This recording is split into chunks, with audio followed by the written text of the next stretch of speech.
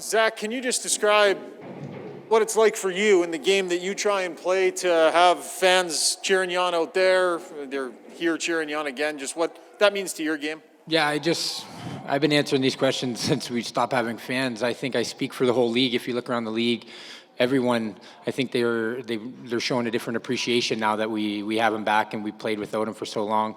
I think as a team, as an organization throughout the league, you realize how much you miss them, how much they have an impact on the game, essentially, with the energy they bring. Wasn't a pretty game. I mean, you guys obviously gave up quite a bit, but you get the win. Is that one of those ones where good teams just find a way to figure it out and pull points out of it? Yeah, it definitely wasn't one of our best efforts. I think big third period by our group. The second period was pretty ugly, but we found a way to win, like you said, and I think good teams find ways to win. In the past years, we would have found ways to lose that game, but tonight we found a way to win. Whenever you can start the year 3-0, it's a positive step. Now we got to bring that energy and bring it on the road. Zach, coming into training camp, you were critical of your play last season, saying you wanted to be better. You get an assist on Saturday, 2 goals tonight. Can you just talk about where your confidence level is at after having missed the opening game? Yeah, you never want to miss the home opener, but I think collectively as a line, Ryan, folks have been great. We read off each other great. We're playing a good North game right now. We're playing heavy. We're skating. We're hard to handle in the ozone, and I think if we continue that and bring our work ethic, we're going to be a tough line to handle all year. Mikko, obviously not an easy predicament to be in, having to come in halfway through the game. Can you talk about your mindset coming into the game and how you fared overall, how you felt like you did?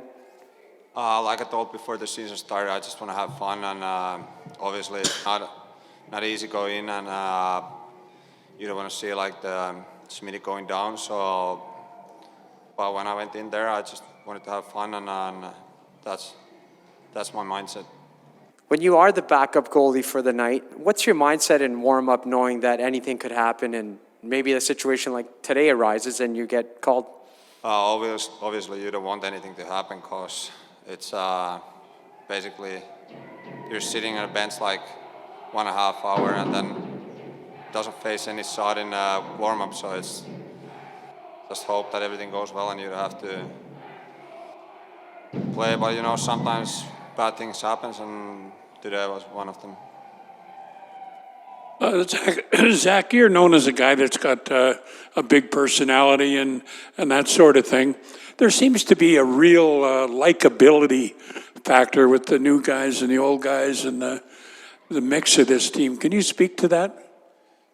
Yeah, well, I think we obviously had a lot of new players this year. I think whenever you get out of the gates on a good start, 3-0, I think that just helps your team camaraderie. I think you bring in guys, everyone has a defined role that we brought in. They're meshing so well with the team, and everyone gets along, and I think that's very important.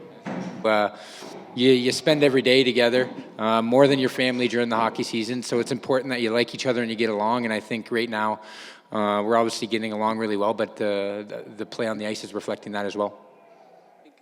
Zach, how much, I don't know how much, because you don't see Carolina a lot, that you knew about Fogel's game. It just seems that you guys really mesh off each other quite well, and you complement one another. Of course, with Derek Ryan, kind of the middle guy, but can you talk about you and Fogel's style and why it's worked so well together, especially in the offensive zone? I think as we play the same game, I think we're very direct. Well, that's when we're at our best. When we're being direct, we're chipping pucks, but I think the big thing with us is when we chip pucks, we can get it back because we have speed and we can make it tough on D. And I think once we get down there, we have ability to make plays and bring it to the net and create havoc. And I think when you have two guys that do the same on the line, but then you have Ryan that's so smart and cerebral and takes care of us, because sometimes we over-forward check and do those things. But I think as a line, like I mentioned earlier, we just feed off each other really well. And you mentioned the second period was kind of ugly. What didn't you like about it as a group? What were you guys doing? This wasn't successful in the second specifically. We just turned pucks over. They made it hard. You got to give them credit too. But we were a little careless with the puck. We weren't transitioning as fast as we want. We had some D-zone shifts where we weren't closing them off. We were kind of giving them too much time and space. Obviously, Meeks came in there and held the fort down. We had a chance to regroup. We talked about it, and we fixed what we needed to fix, and we came out with a win. Hi, Zach. I just wonder if you could speak to this team's to hit the gas when it needs to. You don't. It's not something you want to rely on, but when you're in a situation where like, hey, we need three third period goals, it's nice that you guys have the guys that can get out and do it. Yeah, I think you never want to put yourself in that situation too much, but it is the NHL. The other team's trying to win too, but I think when you have the star power that we have, you guys have seen it over and over again, our power play is so dangerous that we can win games if we figure out how to play on a consistent basis the way we should. And I think that tonight was a perfect example of that. Obviously, our PP was big, but I think in the third period we came out and we were getting zones. We were playing the right way, and from that, the energy in the crowd and whatnot, and we kind of slowly started to take over the game. So when you're sitting in the room in the second period, are you kind of figuring that you've got this? Confidence must be pretty high at this point. Yeah, we talked about it as a group. Mikko obviously bailed us out there multiple times. I think the majority, 99% of our team, they played in the league long enough now where we know where we're not playing up to our potential and as a team. And I think one thing we've done this year is we've held each other accountable, and we've been able to fix things on the go, and you're going to need that throughout the year.